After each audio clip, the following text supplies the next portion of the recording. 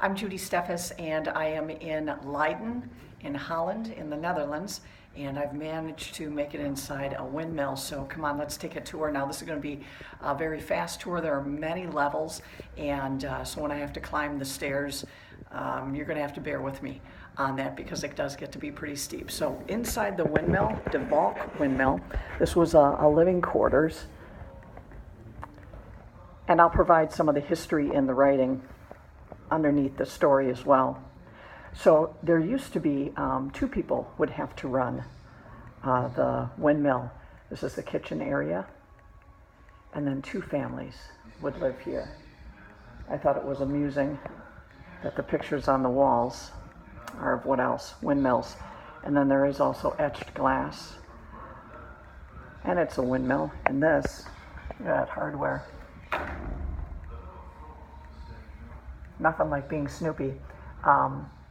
This looks to be an office with Heineken beer, no less. How could you do this without Heineken? Or did Heineken have a windmill on it? Here was the sink and a bell. And let's get moving. This stairwell, and then the next level, people are watching a movie, so we're going to go swiftly past that.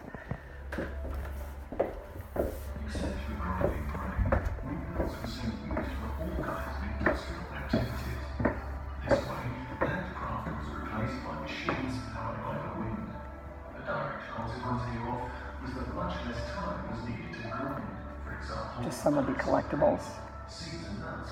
And we're now on the second level of the mill. These are wooden stairs with a railing, and the stairs are kind of steep, not to US code, and they are about 6 or 7 inches deep. Now we're on the third level, and we'll take a look around.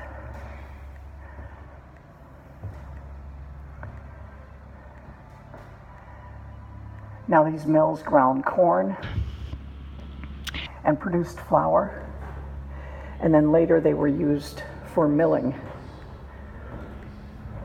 There are a couple of hoists and pulleys.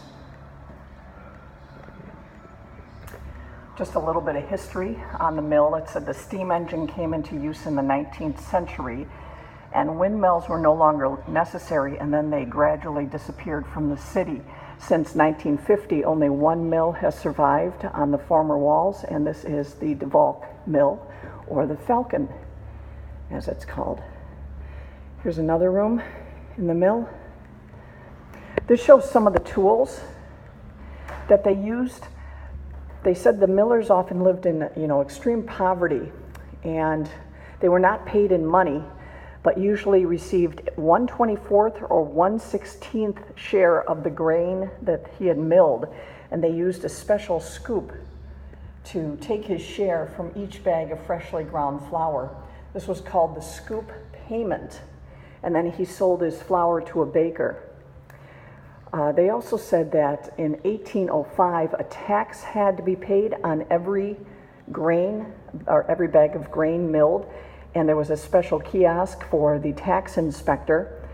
Nonetheless, many of the millers managed to evade regulations, and there were even smugglers' cupboards in De Valk where they hid untaxed flour. And then here is an old sign, 1743, from the De Valk Mill. This is actually the one we're in now. This is the second mill. The first one was wooden, and now this is brick. And let's climb up to the fourth story. And as we're climbing, these stairs are getting steeper, and the footings are a little bit more narrow. Now up to the fourth level. We'll take a look out the window.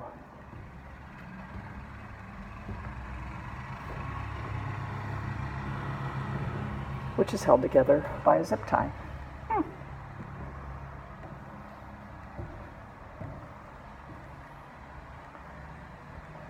There are big wood beams on the ceiling.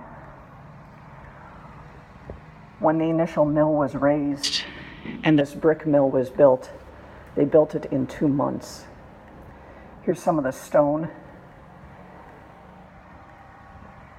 they say the stones are in pairs. One stone is the runner, while the other stone is the bed, and the runner runs around and the bed stone is stationary.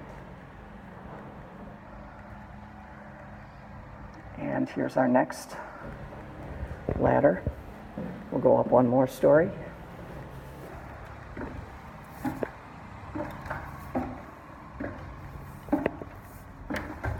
Oh my gosh, was that loose? I'm just kidding. Thought I'd add a little excitement for you.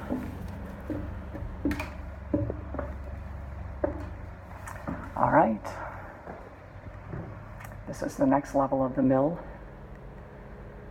A lot more grinding and of the flour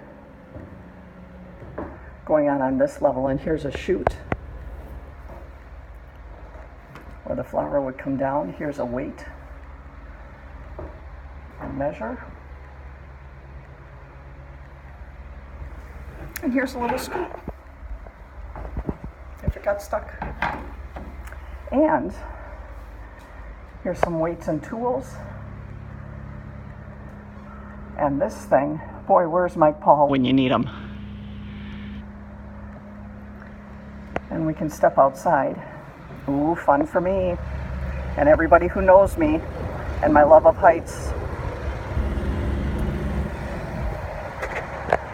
So this, he would ride this in order to, the miller would ride this in order to turn the arms, the flywheel of the mill, the sails on the mill. And they showed in the video that the miller would step in these in order to turn this. There's an anchor. We'll come on this side of the mill. I'll also take a long shot so you can see what this looks like. And I know this is video is getting a little bit longer. But there you can see, and here's the sail.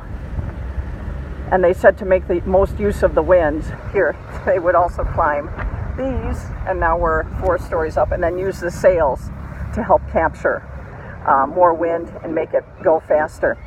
We still have another level or 2 to go. Here's a nice look at Leiden. We are touring the DeValk Windmill. Ooh. Here we go, up one more story. These are like Little House on the Prairie ladders.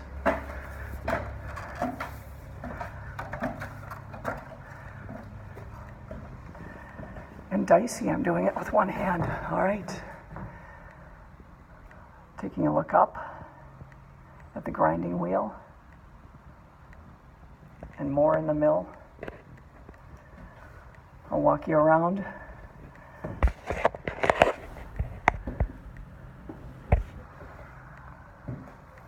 They did say that the stones, the miller's stones, had to have these etchings in.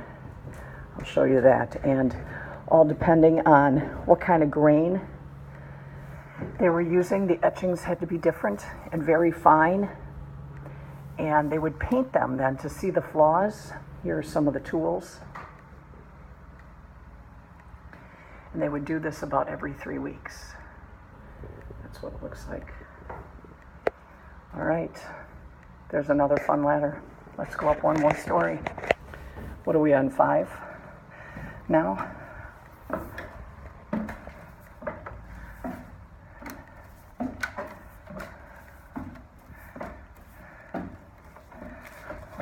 Let me remind you that these railings going up kind of end when stairs end. So, and here's another look out the window. I hope that works with the lighting, and we'll just take a pan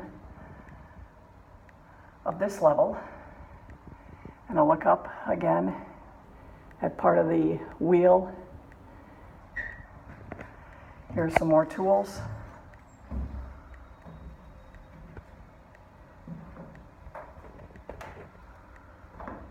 Looks like rolling pins. Mike Paul, do I have this right? Probably not.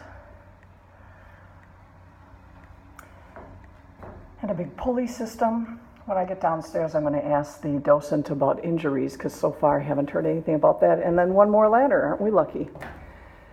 And this one, looking up, if you can read that,